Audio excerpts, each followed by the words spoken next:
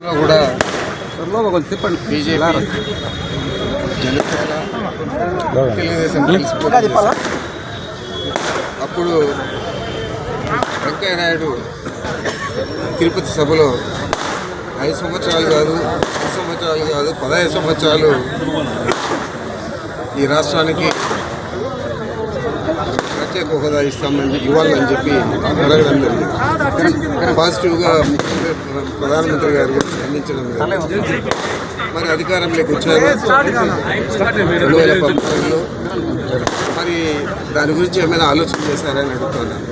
ఏ విధంగా రాష్ట్ర ప్రయోజనాలు కాపాడు కోసం ఆ రోజు నువ్వు బీజేపీతో కలిసావు, ఈరోజు మనం బీజేపీతో కలుస్తూ ఉన్నావు. ఈ రాష్ట్ర ప్రజలందరూ కూడా గమనిస్తూ ఉన్నారు. ఏ విధంగా నిన్ను హైదరాబాద్లో ఒక సభలో మోడీ గారు మాట్లాడారు. నువ్వు మోడీ గారని అనేక సందర్భాలలో అనేక రాష్ట్రాల పర్యటనల్లో కూడా కనీసం అతని గురించి కాకుండా వారి కుటుంబ సభ్యుల గురించి కూడా మాట్లాడారు. మరి ఇది నీతివంతమైన కలయికేనా అని అడుగుతున్నాను. కాబట్టి ప్రత్యేకించి మేమేమి చెప్పదలుచుకోలేదు.